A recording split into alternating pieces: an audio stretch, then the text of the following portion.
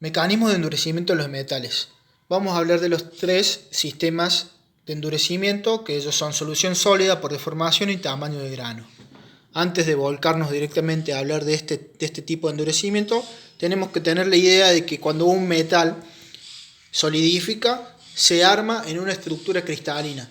Esa estructura cristalina no es azarosa, sino que los metales ya tienen tendencia a cristalizar de una manera. Como nosotros hemos visto, la mayoría cristaliza en sistemas centrados cúbicos, centrados en las caras o en el hexagonal compacto, en el cual millones de átomos se acomodan para establecer esta estructura. ¿Qué significa esto? Que cuando los metales cristalizan, nosotros ya podemos analizar y conocer sus sistemas de deslizamiento determinados por planos compactos y direcciones compactas. Estas direcciones con los planos forman los que llamamos sistemas deslizantes.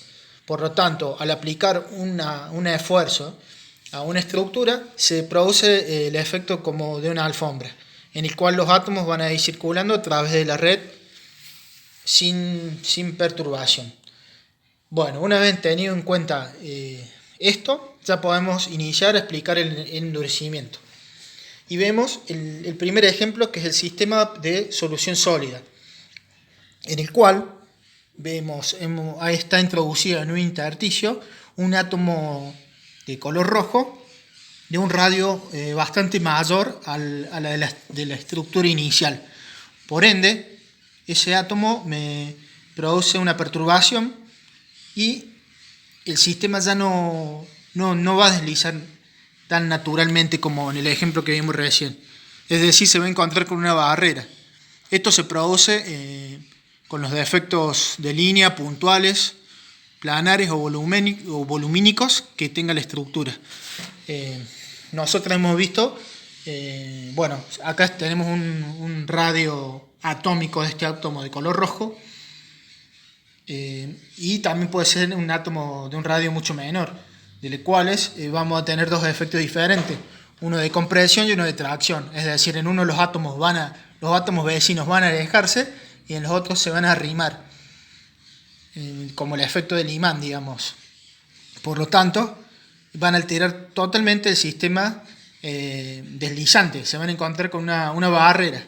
Acá está dibujado con una alfombrita que encuentra esa perturbación y de la cual no va a poder deslizar naturalmente y se va a producir una dislocación.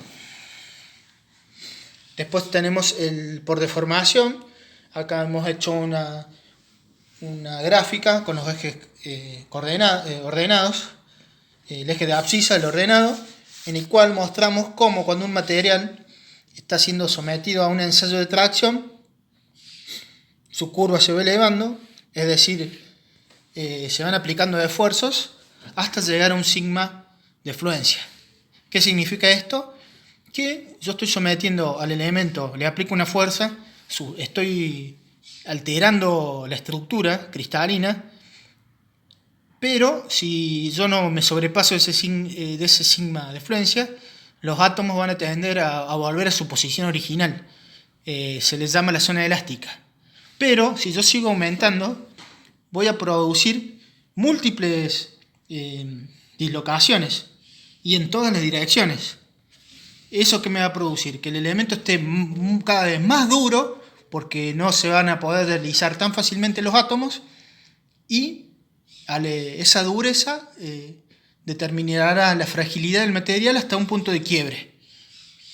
Y tenemos por tamaño de grano, que también sería otra oposición al deslizamiento en la estructura, en el cual estamos viendo acá el dibujo en el que se cambia. Vemos que tenemos una orientación del plano, pero cuando va deslizando se encuentra con una diferente orientación, por lo cual esa barrera me provoca también que las dislocaciones se dé en los límites, en la frontera de grano.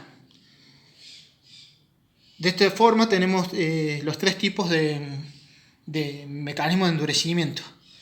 O sea, logramos un mayor endurecimiento y a su vez una fragilidad que puede producir la ruptura.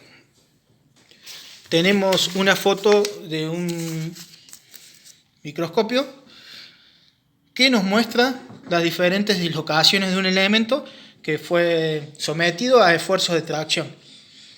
Como vemos, esa multiplicidad de esfuerzos de tracción provocan que el elemento se haga más duro.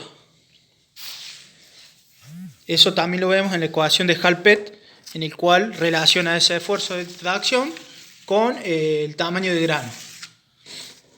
Tenemos que hablar del cobre para terminar, y acá tenemos unas imágenes. Y el trabajo del cobre, uno de los elementos más usados en la industria y en todos los campos, se puede hacer por forja, trabajos en horno, en frío, en calor, extrusión. Y acá vemos que el endurecimiento del cobre es como el ejemplo que hemos visto del alambre, en el que lo doblamos y lo volvemos a su posición original. Lo volvemos a doblar y lo volvemos a la posición original, y así sucesivamente múltiples veces. En ese punto en el que doblamos y lo volvemos a la posición original, vamos a notar que se ha endurecido el material. Se ha endurecido porque hemos provocado esas dislocaciones, múltiples y variadas dislocaciones que producen que el material esté más duro, pero frágil. Por lo tanto, así se quiebra. En este caso vemos unas diferentes formas de cobre. También podemos tener aleaciones derivados, que puede ser el bronce o el cobre, níquel, en el cual también se opera, se somete a esfuerzos, y para volver a un estado estable se lo somete a un trabajo de recocido. ¿Qué significa esto? Llevar el material de nuevo al horno a una temperatura menor, digamos la mitad de la temperatura de fusión de ese elemento, para un reacomodamiento molecular de todo el cristal que forma esa pieza de cobre. Por lo tanto, se van a eliminar todas las tensiones internas.